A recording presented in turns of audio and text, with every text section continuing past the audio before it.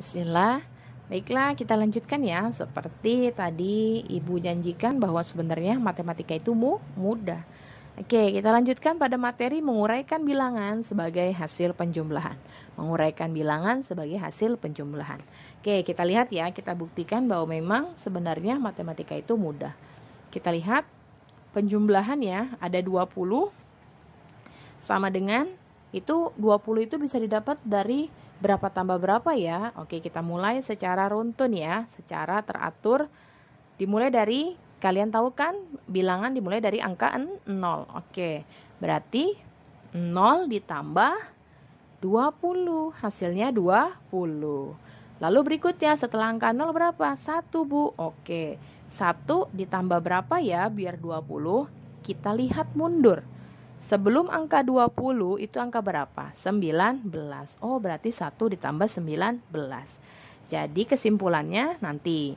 Lalu yang kedua, setelah angka 1 angka berapa ya? Angka 2 Bu. Oke, 2 ditambah berapa ya? Nah, supaya kalian nggak ngitung lagi, kalian langsung berpikir 2 ditambah berapa ya?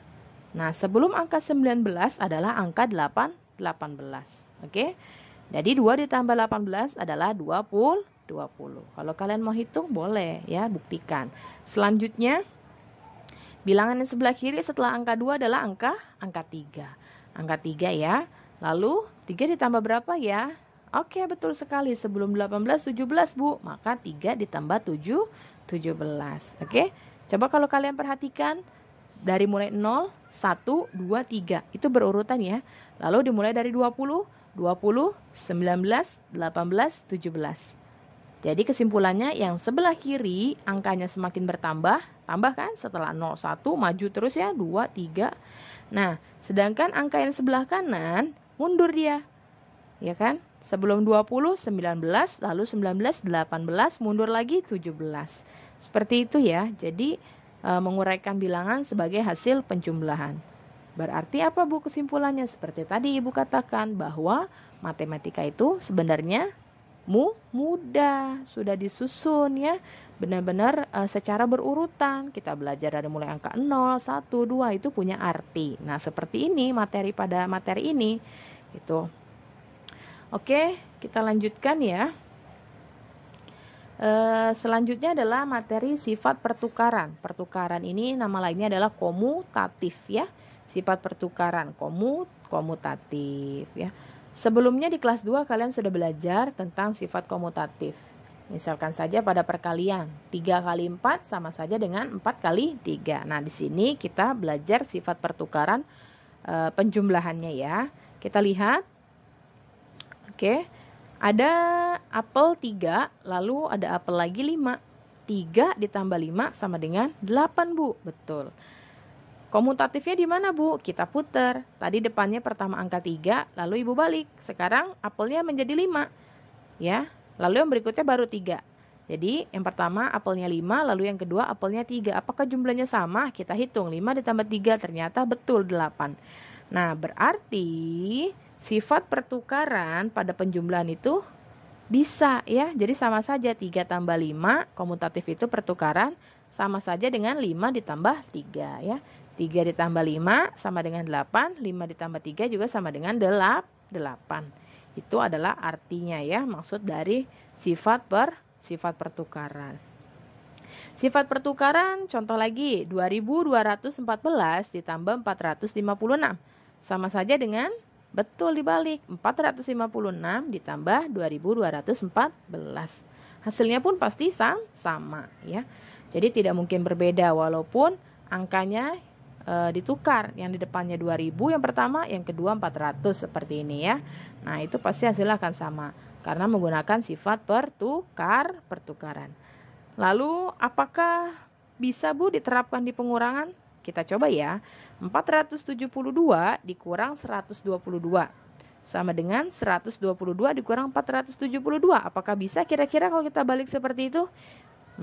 Betul, tidak bisa. Kenapa? Kita lihat ya, kalau pengurangan ya. Angka yang di sebelah kiri itu angka besar. Angka yang sebelah kanan angka kecil. Lalu yang berikutnya di sebelah kiri angka kecil dan di sebelahnya angka besar. Kira-kira kalau pengurangan kalian punya 4 balon dikurang 2 balon ya. 4 dikurang 2 sama dengan 2. Apakah bisa 2 dikurang 4? Coba kalian hitung. 2 dikurang 4 bisa nggak ya? Hitung mundur.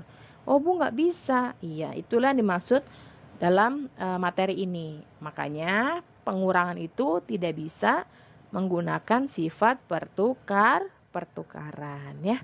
Begitu juga dengan pembagian sama.